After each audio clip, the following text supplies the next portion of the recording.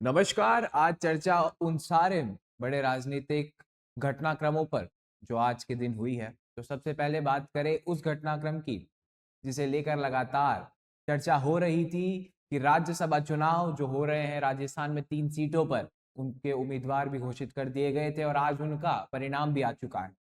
2 सीटों पर जो माना जा रहा था कि भाजपा के खाते में जाएगी, सतीश पूनिया और अलका गुर्जर निर्विरोध जीत चुके हैं। वहीं एक सीट पर जो कांग्रेस के खाते में गई है, नीरज डांगी को मिली है और शांतिपूर्वक तरीके से तीनों सीटें पर चुनाव हुए। किसी भी प्रकार की क्रॉस वोटिंग की कोई खबरें नहीं है और तीनों सीटें दो भाजपा और एक कांग्रेस को मिल चुकी हैं।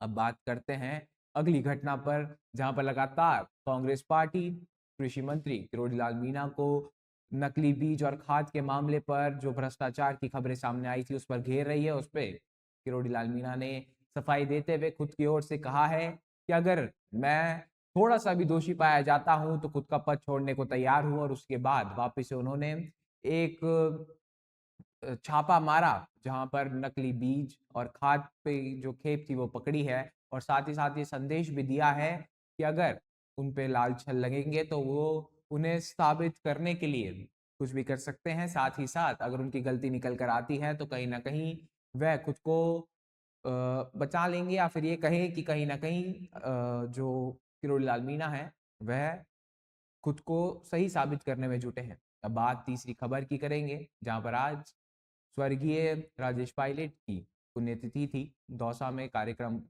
जो पुण्यतिथि का कार्यक्रम था वो रखा गया था, श्रद्धांजलि कार्यक्रम। उसमें सचिन पायलट समेत कांग्रेस के बड़े नेता मौजूद रहे और लगातार सभी नेताओं ने उनको जो पुण्यतिथि है उस पर श्रद्धांजलि अर्पित भी करी। उसके बाद जब प्रेस वार्ता में सचिन पायलट से पूछा गया अशोक गहलोत के बयानों पर, तो उन्होंने कहा कि जिस अशोक गहलोत हमारे सीनियर लीडर है और साथ ही साथ उन्होंने कहा कि जिस प्रकार से अशोक गहलोत का स्नेह उनके बेटे वैभव गहलोत पर है उसी प्रकार मेरे ऊपर भी उतना ही स्नेह अशोक गहलोत रखते हैं। तो कहीं ना कहीं सचिन पायलट ने वो अटकलें साफ कर दी जो लगातार उठ रही थी कि कहीं ना कहीं अशोक गहलोत सचिन पायलट के बीच में दरार है।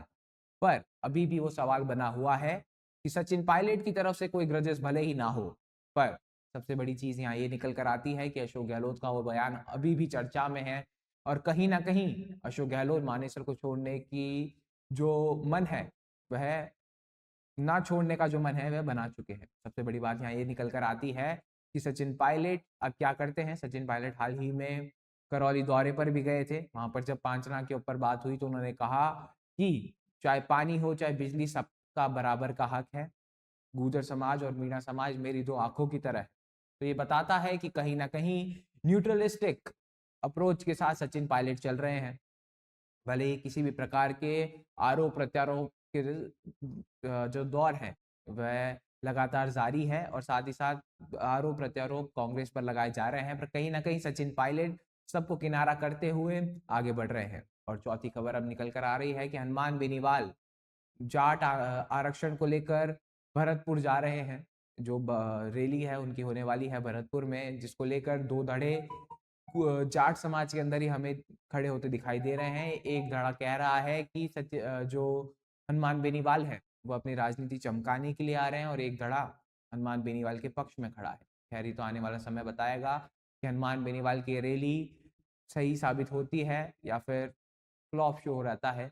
ये भी आने वाला समय बताएगा। इन चारों खबरों में से आपको कौन सी खबर सबसे खास लगी हमें जरूर बताएं। ऐसी और खबरों के लिए, ऐसी और जानकारियों के लिए बने रहे हमारे साथ। तब तक के लिए धन्यवाद।